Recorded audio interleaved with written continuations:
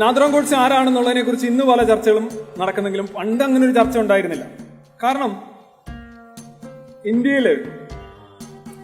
Indian രാഷ്ട്രീയത്തില് ഇന്ന് അധികാരത്തിലിരിക്കുന്ന ഭരണപക്ഷം അവരെ സംബന്ധിച്ചിടത്തോളം ഏറ്റവും വലിയ അബദ്ധമായിരുന്നു ഗാന്ധിവധം.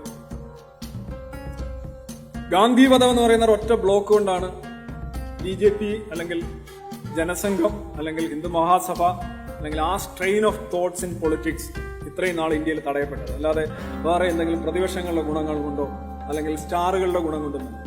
ഗാന്ധി എന്നൊരു ഒറ്റ മനുഷ്യൻ കൊടുത്ത ചോരയാണ് യഥാർത്ഥത്തിൽ ഇത്രയും വർഷങ്ങൾ ഇവിടുത്തെ ഭൂരിപക്ഷ രാഷ്ട്രീയം, അതാണ് പറയുന്നത് മതരാഷ്ട്രീയം, അതിനെ തടഞ്ഞു നിർത്തി. നമ്മൾ അത്രമാത്രം ജനങ്ങളിൽ ഇമ്പാക്ട് ഉണ്ടായിരുന്ന വ്യക്തിയായിരുന്നു ഗാന്ധി. കാരണം 1948 ജനുവരിയിൽ ഗാന്ധിയെ കൊന്നതിന് ശേഷം നമുക്കറിയാം ഏതാണ്ട് 1.5 വർഷത്തിനുള്ളിൽ നാരായണ ആപ്തെയും നാഥുറാം ഗോഡ്സെയും അംബാല ജയിലിൽ വെച്ച് തൂക്കിക്കൊല്ലുകയാണ്. ഇതിനിടയിൽ ഹിന്ദു മഹാസഭ എന്ന് പറയുന്ന സവർക്കറും ഒഴിവാക്കിപ്പോയി. ഹിന്ദു മഹാസഭ എന്ന് പറയുന്ന സംഘടന, അതിന്റെ ഏറ്റവും പ്രധാനപ്പെട്ട നേതാവായിരുന്നു മുഖർജി.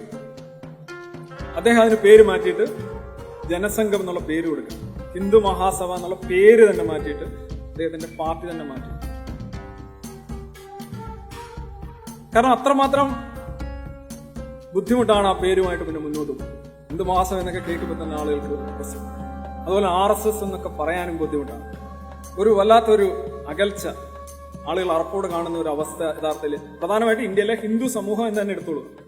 ഭൂരിപക്ഷം വരുന്ന ഹിന്ദു സമൂഹത്തിനിടയിൽ ഗാന്ധി വധം അത്രമാത്രം ഒരു പ്രകോപനമായിട്ട്. പിന്നെ ആ പൊളിറ്റിക്സിന് പിന്നെ ഇങ്ങോട്ട് കയറി വരാൻ പറ്റില്ല. ഞാൻ പറഞ്ഞുകൊണ്ടിരുന്ന പൊളിറ്റിക്സ് നിങ്ങൾ ന്യായമാണോ പറയുന്നത് അന്യായമാണോ പറയുന്നതൊന്നും അല്ല. പക്ഷെ ഈ ഒരു സംഭവം അതിന് ശേഷം പറയുന്നത് ഇനിയിപ്പോ ഒന്നും വേണ്ട, കളി അവിടെ അവസാനിക്കും.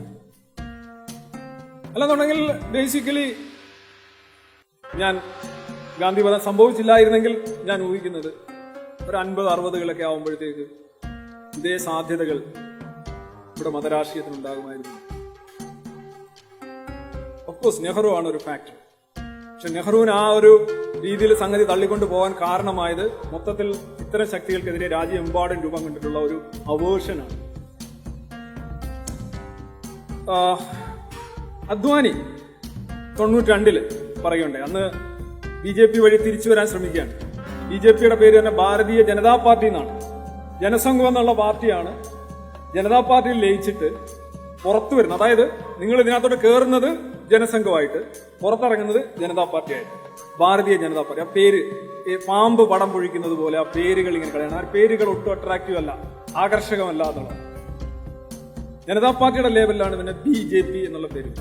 അങ്ങനെയാണ് അദ്വാനി വരുന്നതും പാർട്ടിയെ പോപ്പുലർ ആക്കുന്നതും. രഥയാത്ര നിങ്ങൾക്കറിയാം.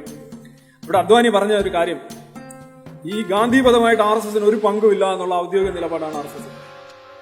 പക്ഷേ നാഥുറാം ഗോഡ്സെയെ കൊന്ന ദിവസം നവംബർ 15, 1949, ആ ദിവസം വെസ്റ്റേൺ ഇന്ത്യയിലെ പല സ്ഥലങ്ങളിലും മാർട്ടിയർ ഡേ ആയിട്ടാണ് RSSകാർ ആഘോഷിക്കുന്നത്. മാർട്ടിയർ ഡേ എന്ന് പറഞ്ഞാൽ രക്തസാക്ഷി ദിവസമായിട്ട് അനുഭവിക്കുക.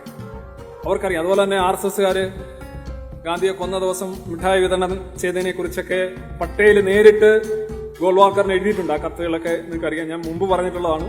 I will refer to again.